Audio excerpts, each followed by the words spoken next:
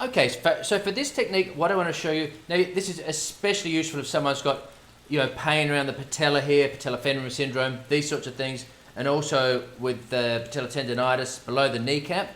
But really any knee condition, you want to do this as well. Now, so I've got the pillow, I've taken the pillow from underneath, because what you need the person, you cannot have, like if it's tight here, it needs to be completely relaxed so that the kneecap is nice and free. Okay, if I tighten it up, that's no good. Okay, so you've got to get the person to just relax as much as possible. Now, what you want to do is we want to make sure that the patella, the kneecap, is going. Now you can use, hands like this. It doesn't really matter. Whatever's most comfortable. So we're going to. Now you don't want to do this with someone that's had lots of dislocations, or even one for that matter, a dislocated kneecap, that is, because it's already too. It's going to be too lax. That's going to be someone. I just wouldn't do that. So, but going laterally and medially, you want to make sure that there's good movement. And I can already tell mine does not go as, so I would want to stretch this. So, and you could hold a stretch there. So, I don't know whether you can see this on the camera, but it goes across really nicely there, and it's really, it goes way easier that way than it does. So I've got restriction laterally here. So I would hold it for say 20-30 seconds. Some people might not like the feeling of this. Make sure they're comfortable with it.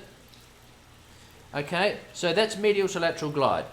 Now, because we want this working properly in all directions. So now, as we go along this way, okay, superior and inferiorly.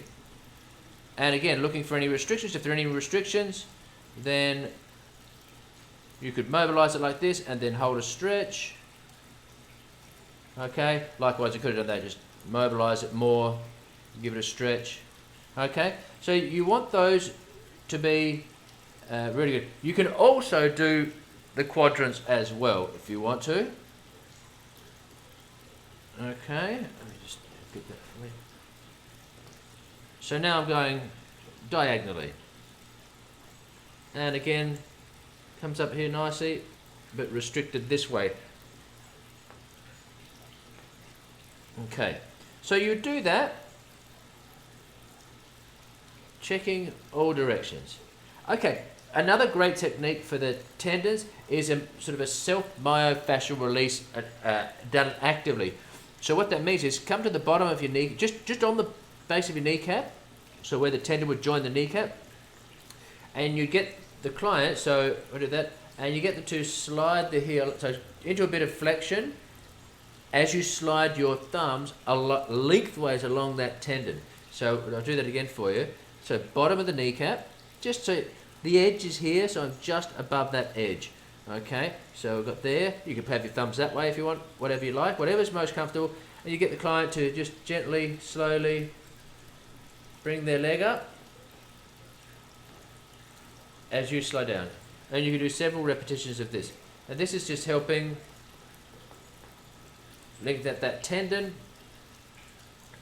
And you can go on the medial and the lateral aspect of it. So you can go down the center, then say immediately, might want to do this. So you're working all aspects of it.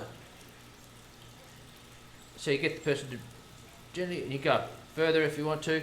And then once you've done that, you can do the same thing on here. Here's the edge, just come on top of it a little bit.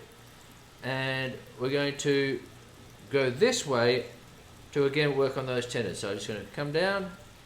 Okay, bend the knee. As I work, as you can see that, I don't know whether you can see it well with the camera. I'll show you this way. So there, and I'll bend the knee, so there, my pressure's on.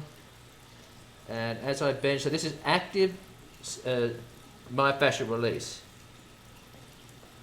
So they bend as you take them. Okay, you can come more, you can work all aspects of this. Okay.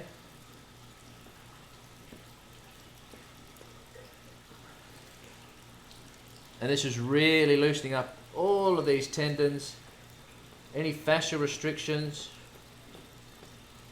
Okay, so these are really great ways you can just help.